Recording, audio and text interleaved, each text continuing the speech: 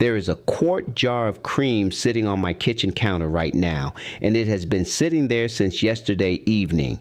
It has no lid, just a clean dish towel tied over the top, and it has not seen the inside of a refrigerator all night.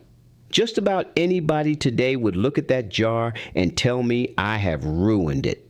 But come morning, that cream is going to turn into the prettiest butter you ever spread on a hot biscuit in about half the time it takes with cold cream straight from the store, and it will taste better and keep longer besides. Butter is running $5 and $6 a pound at the grocery store now. That jar will give me close to a pound of it for a fraction of the price, plus a jar of real buttermilk thrown in for free. So today, I am going to show you how to make butter the old Appalachian way, start to finish, right here in my kitchen on the home place. And stay with me clear to the end, because that jar sitting out all night is not carelessness.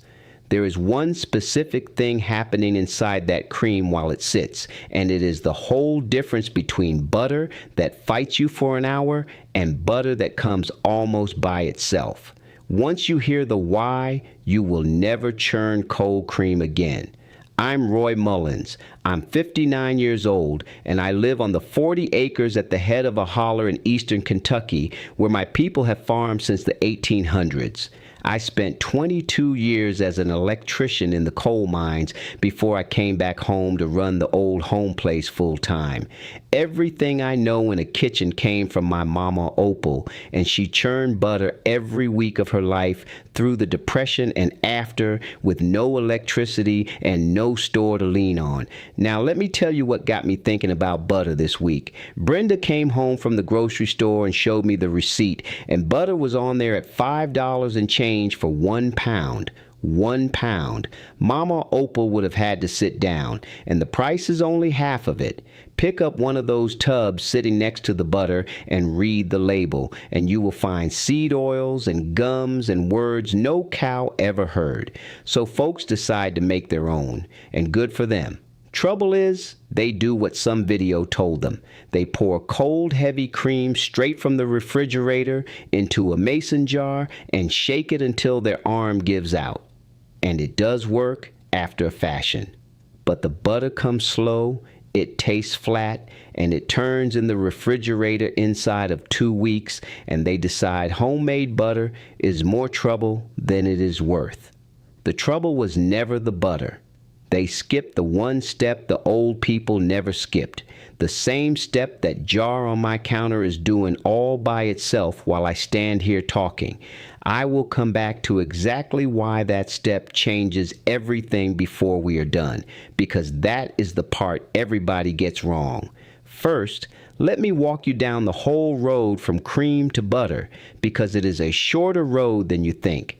Now, before we get into the doing of it, everything I am fixing to teach you today comes out of the book me and Brenda put together. It is called Save $9,000 a Year, the Appalachian Homestead Manual, and it is our family's old mountain systems written out plain, step by step.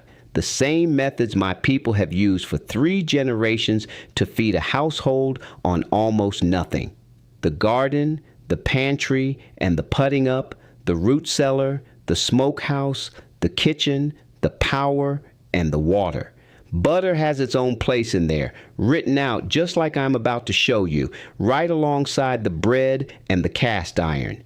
All of it together saves our household better than $9,000 a year. The book is $17, marked down from $47, and the way I figure it, the first method you try usually pays that $17 back inside a month.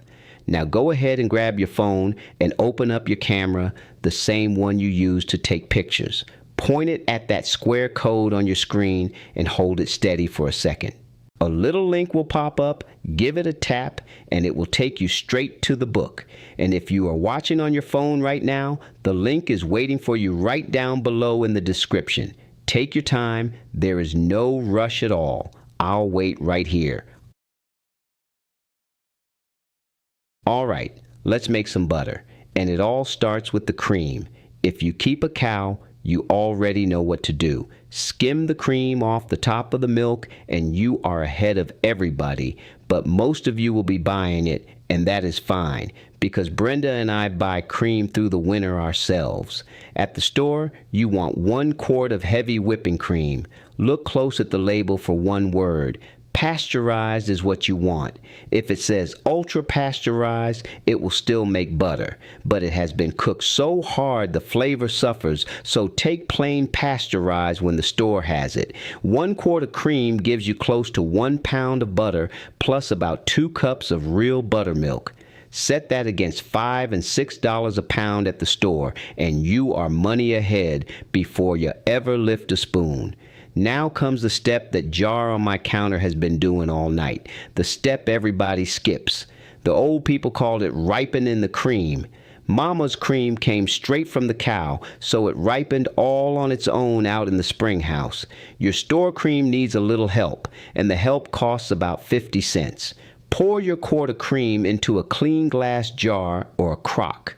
Stir in 2 tablespoons of plain cultured buttermilk from the store, the kind that says live cultures on the carton. That is 2 tablespoons for 1 quart of cream.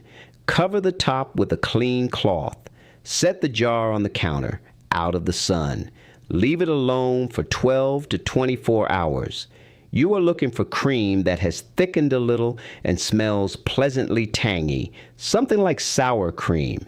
If it ever smells rotten instead of tangy, throw it out and start fresh. Though with good cream and fresh buttermilk, I have never once had that happen. Why this little rest changes everything is the part I am saving for the end, and I promise you it is worth the wait. Once the cream is ripened, it has to come to the right temperature, and this number matters more than any tool you own. 60 degrees Fahrenheit. That is 60, give or take a couple of degrees. Ripening on the counter leaves the cream too warm, so set the jar in the refrigerator or in a sink of cold water until it comes down. Too warm, and you get soft, greasy butter that will not wash clean. Too cold, and you will churn until your arm gives out, which is exactly what happens to the folks shaking refrigerator cold cream. Mama never owned a thermometer. She set her crock in the spring house water and went by feel.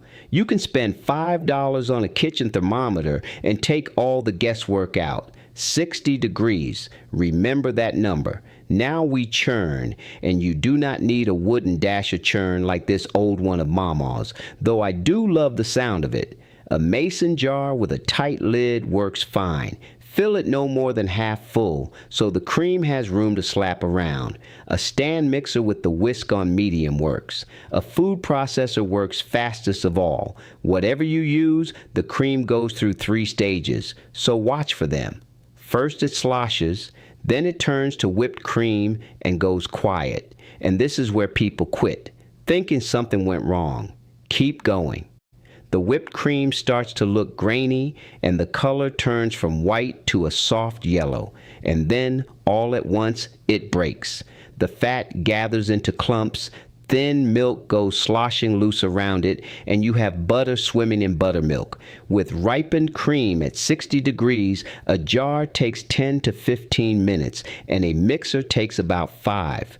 Mama used to sing to the churn while she worked, "Come butter come," and I stood on a chair beside her believing the song was what did it.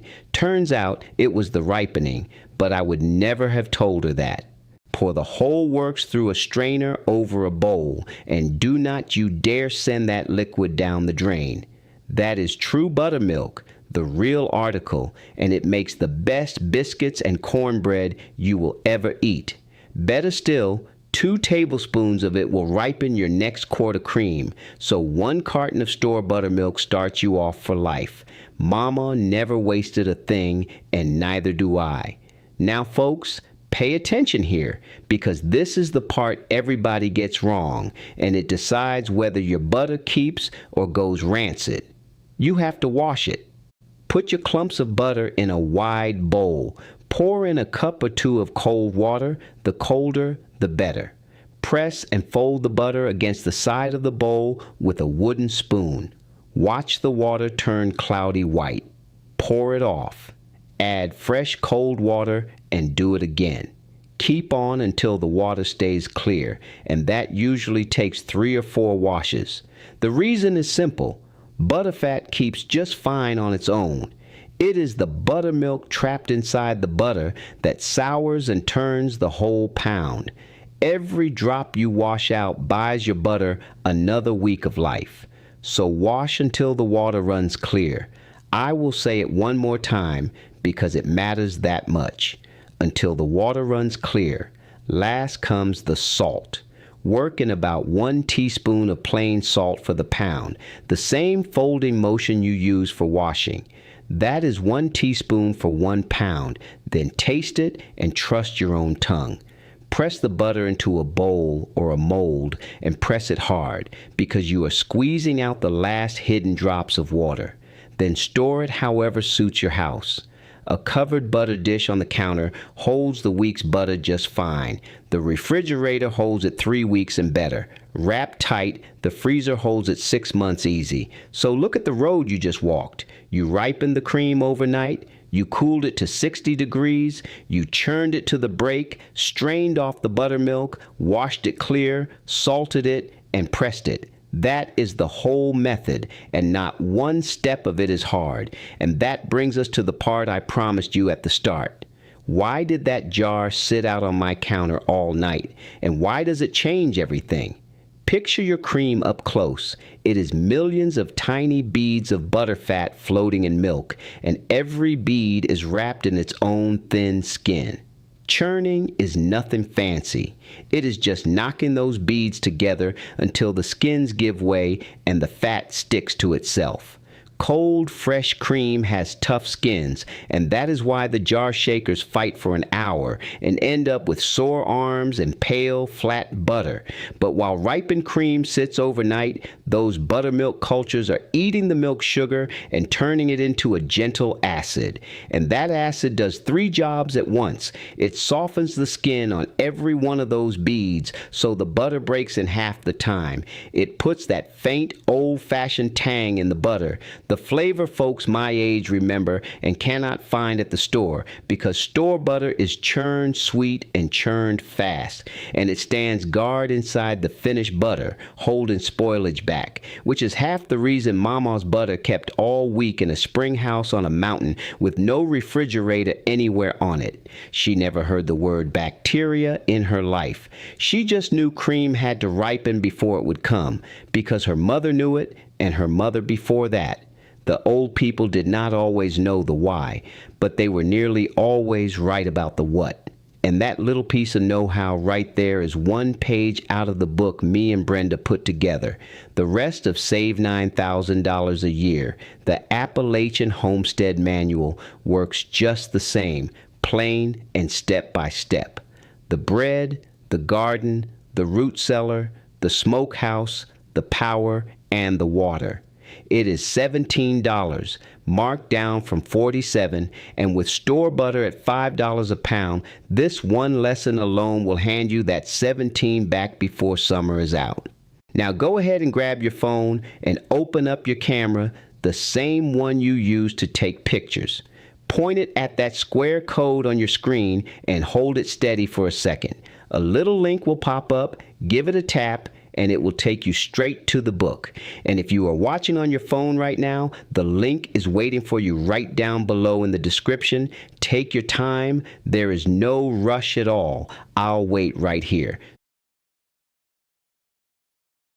So remember it plain, ripen the cream overnight, churn it at 60 degrees, and wash it until the water runs clear, and you will have butter better than money can buy. Did your mama or your papa have their own way of doing this? Put it in the comments below. Those little family ways are exactly the kind of knowledge that gets lost when nobody writes them down. I read every single one. Next time, I am going to show you how Mama kept eggs good for 8 and 9 months with no refrigerator at all, using nothing but a crock of water and 1 white powder that still sits on the hardware store shelf for a few dollars. Y'all take care now, and God bless.